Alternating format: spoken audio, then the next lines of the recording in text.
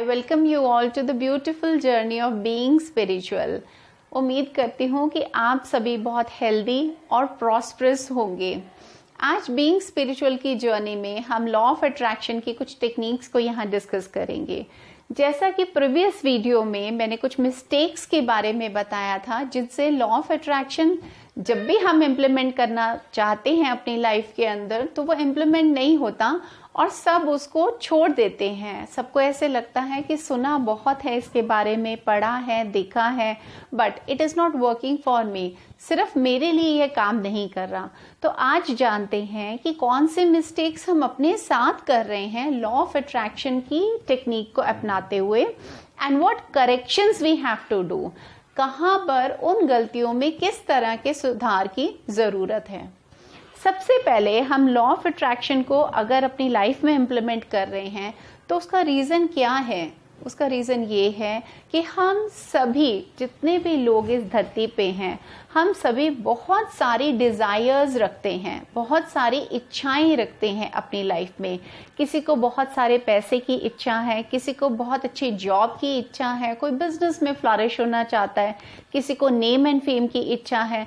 इस तरह हर एक आदमी को एक या एक से ज़्यादा बहुत सारी इच्छाएं अपनी लाइफ के अंदर वो रखता है। बट उन इच्छाओं को पूरी करने के लिए या तो वो किसी ऐसी टेक्निक को इस्तेमाल करता है कि जो टेक्निक उसको इस्तेमाल करनी नहीं आती, या फिर वो सिर्फ हार्ड वर्क में बिलीव करता है और हार्ड वर्क करता रहता है। Hard work definitely works for all the individuals, but यहाँ पर एक बहुत आसान तरीका है और जो 100% डेफिनेटली वर्क करता है, that is law of attraction.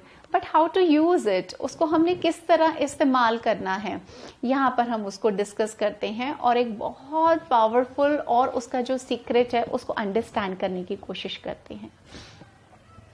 जब हमारी जो भी डिज़ायर्स हैं हम उन डिज़ायर्स को कहीं ना कहीं कांस्टेंट रूप में बिना नेगेटिव हुए उनको इमेजिन करना शुरू करते हैं, उनको विजुअलाइज करना शुरू करते हैं, तब वो एक दिन आने वाले टाइम में रियलिटी ज़रूर बनती है।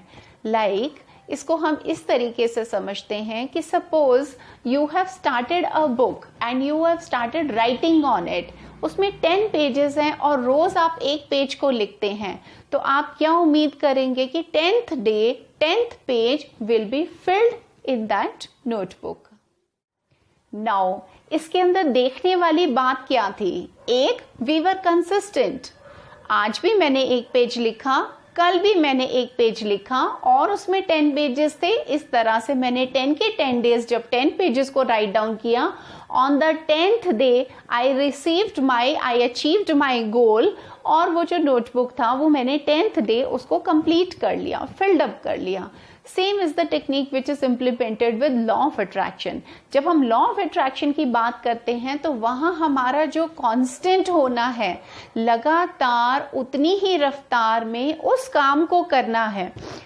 जब हम उसको करना शुरू करते हैं और उसी स्पीड में करते रहते हैं, then definitely a moment comes कि जहां हम कभी भी नहीं कहते कि फेलियर है और इस गोल को मैंने डिजायर किया था और मैं उसको अचीव नहीं कर पाया अपने टारगेटेड टाइम में, राइट। और दूसरा यहाँ पर बहुत इंपॉर्टेंट चीज क्या है, that everything needs a specific time. तो जो वो स्पेसिफिक टाइम है उससे मुझे बंधना पड़ेगा अपने आप को। ऐसा नहीं होगा कि I have started on working on law of attraction to fulfil my desires और थोड़े दिन करने के बाद मुझे ऐसे लगता है results are simply zero, so I should drop it there. नहीं, उसको ड्रॉप नहीं करना है। एक बिलीफ सिस्टम वहां पर वर्क करना चाहिए, जैसे हमने लास्ट वीडियो में डिस्कस किया था कि it is definitely going to work with me, but I ought to give my potential for that. Now choose a time also. यहाँ पर टाइम जो है उसको हम हमेशा एसोसिएट करेंगे विद द प्रेजेंट मोमेंट। आपका प्रेजेंट मोमेंट में इस चीज को एहसास करना बहुत जरूरी है कि लॉ ऑफ अट्रैक्शन को अपने लिए 100% एप्लीकेबल बनाने के लिए मुझे प्रेजेंट मोमेंट को यूटिलाइज करना है, प्रेजेंट थिंकिंग पैटर्न को ऑब्जर्व करना है। एक ये विजुअलाइजेशन फ्यूचर के लिए नहीं है, ठीक है, ये विजुअलाइजेशन प्रैक्टिस है जो मुझे प्रेजेंट मोमेंट में करनी है। यस, जो डिजायर का आउटकम होगा वो अपने आप फ्यूचर में हो जाएगा, but for that today I have to utilize that. तो यहाँ पर प्रेजेंट मोमेंट आपको हर एक टाइम अपने सबकॉन्शियस माइंड को प्रेजेंट मोमेंट में लेकर आना पड़ेगा। एक बहुत इंटरेस्टिंग सी बात मैं यहाँ आपके साथ शेयर करना चाहती हूँ। आई डोंट नो, आप में से बहुत लोगों को पता हो और शायद बहुतों को ना भी पता हो। हमारा कॉन्शियस माइंड और सब कॉन्शियस माइंड जब भी वर्किंग करते हैं तब ही हम रियलिटीज को पाते हैं। But Here we ought to understand कि सबकॉन्शियस माइंड जो है वो कभी भी रियलिटी और इमेजिनेशन में डिफरेंशिएशन नहीं कर सकता। यानी जब हम प्रेजेंट मोमेंट में बैठकर कांस्टेंट लेवल पे हर एक दिन एक चीज को विजुअलाइज करना शुरू करते हैं, जैसे कि वो चीज हमारी लाइफ का पार्ट है। आज सपोज मान लीजिए कि you are thinking about anything, like you are thinking about a job. अब हर एक दिन आप बैठकर प्रेजेंट मोमेंट में you are thinking that job आपके पास है। This time you are going to office, this time you are coming back, but this job is in your hand. When you start with your constantly every day, each and every day you are sitting और आप उसको visualise कर रहे हैं और आपको ऐसे लगता है कि शायद ये मेरे प्रेजेंट मोमेंट का पार्ट है, तो after many days, like at least 21 to 30 days, वो हमारी लाइफ का पार्ट बन जाता है, यानी it becomes a reality one day. ऐसा बहुत सारे लोगों ने किया है and they are very very successful.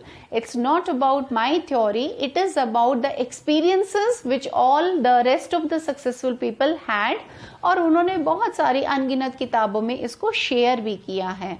But यहाँ पर आपका बिलीफ सिस्टम भी होना चाहिए, उसको प्रेजेंट मोमेंट में आपने रियलिटी मानना है। देन ओनली द फ्यूचर में, आने वाले टाइम में जो कॉस्मिक पावर है या यूनिवर्स है वो उसको आपके लिए रियलिटी बनाने के लिए काम करेगी। बट वो जो यूनिवर्स पावर है, यूनिवर्स की जो शक्तियां हैं, उनकी जो वाइब्रेशंस हैं वो बहुत हाई वाइब्रेशंस है। अब उन हाई वाइब्रेशंस में कहीं भी नेगेटिविटी नहीं है, बट जब हम लोग उसको विजुअलाइजेशन के लिए बैठते हैं, जब हम अपने डिजायर गोल को अचीव करने की बात करते हैं, तो वहां कभी कभी हमारी जो फ्रीक्वेंसी होती है वो ना की भी होती है, यानी डाउट का फैक्टर भी होता है। Now what basically happens with that, वो जो नेगेटिविटी होती है उसकी फ्रीक्वेंसी पॉजिटिव फ्रीक्वेंसी से मैचअप नहीं कर पाती। जब वो मैचअप नहीं कर पाती, then definitely it leads to goals which are unachieved. वो गोल्स हमारे अचीव नहीं हो पाते, and then at times we blame that law of attraction wasn't working for us. लेकिन यहाँ पर बहुत अच्छे से आपको समझना पड़ेगा कि it works for each and every individual in their lives. इसीलिए मुझे खुद को चेक करना पड़ेगा कि गलतियां कहाँ पर हो रही थी और उसके अंदर मैंने उनको कैसे इम्प्लीमेंट करना पड़ेगा। तो यहाँ पर लॉ ऑफ अट्रैक्शन के लिए सबसे पहले आप जिस चीज को, जिस डिजायर को अचीव करना चाहते हैं, वो डिजायर डिटेल्ड आपके पास जरूर होनी चाहिए। यानी स्पेसिफिक टर्म्स में, जैसे हम नंबर्स के अकॉर्डिंग बोलते हैं कि मुझे 1 to 10 नंबर में आप सेलेक्ट कीजिए आपको क्या नंबर अचीव करना है, एंड लेट अस से आप बोलते हैं 9 नंबर मुझे अचीव करना है। Now the subconscious mind will get a programming for the 9 number. It is very easy for the subconscious mind to figure out, वहां पर 9 का फिगर जो है वो सबकॉन्शियस माइंड के पास आ जाएगा। इसी तरह से जब आप बैठते हैं तो आप अपनी डिजायर जो है उसको आप बहुत अच्छे से डिटेल में उसको सोचें। And another very important thing, आप उसको पेन डाउन कीजिए। अगर आप उसको पेन डाउन कर देते हैं तो आपको बार बार वो आपकी मेमोरी का पार्ट अच्छे से बन जाएगा, और ऐसा नहीं होगा कि sometimes you are thinking about कि 7 भी हो सकता है, चलो अगर 9 नहीं हुआ तो कोई बात नहीं 6 हो जाएगा या 10 हो जाएगा। No, 1 number which you have selected, और whatever desire you have selected for yourself, तो उसमें जितना भी आपने डिटेल्ड उसकी जो डिस्क्रिप्शंस थी उन सबको आप पेन डाउन कर दीजिए ताकि वो आपकी मेमोरी का पार्ट बन जाए। और फिर जब आप 5 to 10 मिनट्स बैठकर उसको सोचेंगे तो वो आप उसको बहुत अच्छे से सोच पाएंगे विदाउट एनी एरर। और अगर आप ऐसा करने में कंसिस्टेंट होने में सक्सेसफुल हो जाते हैं, then nobody can deny this thing कि law of attraction doesn't work. It definitely works for the rest of the people and as well as you. यहाँ पर one more very important thing, that important thing is your desire, your visualization has to be associated with your feelings। जो आपकी भावना उस time पे रहती है, जैसी संवेदनाएं आप रखते हैं अपनी किसी भी चीज़ के लिए, मान लीजिए कि एक बहुत सक्सेसफुल मोमेंट आप विजुलाइज करते हैं, जैसे स्टूडेंट विजुलाइज कर रहा है कि मैं एग्जाम में टॉप करना चाहता हूँ। अब वो बैठकर इस चीज़ को विजुलाइज कर रहा है, यस वो उसके लिए हार्ड वर्क भी कर रहा है, बट जब वो उसको विजुलाइज कर रहा है तो उसको एक जॉयफुल मोमेंट का एहसास होता है, उसको हैप्पीनेस का एहसास होता है, उसको फीलिंग आती है अबंडेंस की। तो यहाँ पर आपका सबकॉन्शियस माइंड उसके लिए डेफिनेटली काम करना शुरू कर देता है। And the last most important thing is कि वर्तमान में जो कुछ भी आपके मस्तिष्क में चल रहा है उसी को यूनिवर्स आपको हेल्प कर रहा है आप तक पहुंचाने के लिए। यानी इस ब्रह्मांड की सारी शक्तियां उसी का क्रिएशन कर रही हैं जो आपके माइंड में चल रहा है।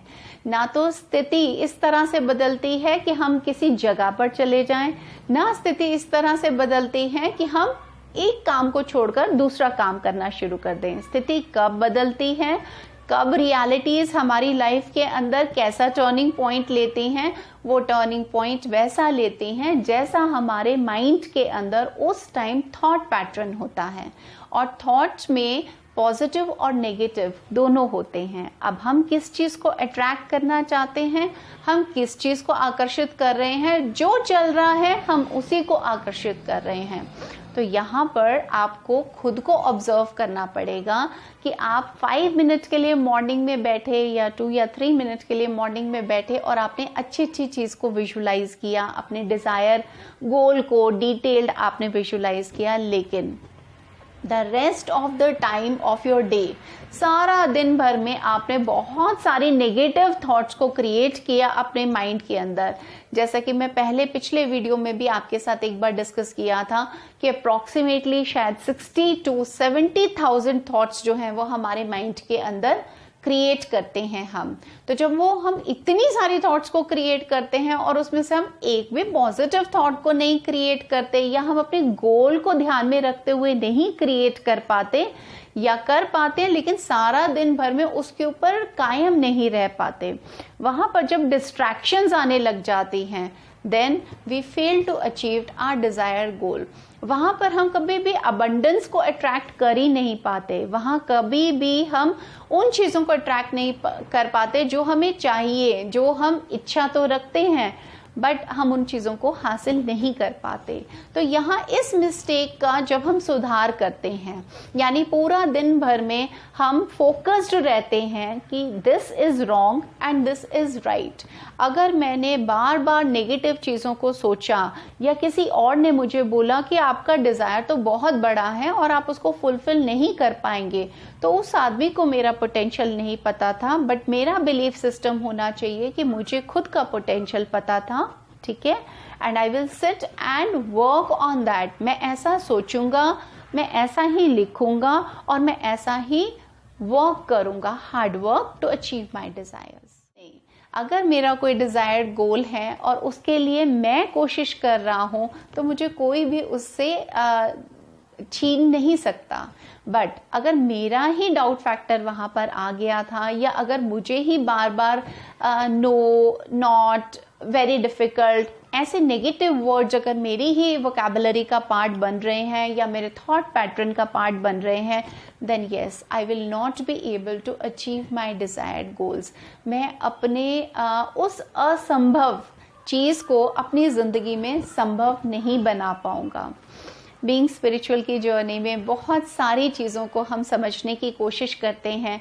मैं अपने एक्सपीरियंसेस आप सभी से शेयर करने की कोशिश करती हूँ और आज मुझे इतनी खुशी का अनुभव होता है कि मेरा परिवार धीरे धीरे इतना बढ़ता चला जा रहा है। अगर आपकी कोई भी डाउट्स हैं तो प्लीज़ कमेंट सेक्शन में उनको लिखिए।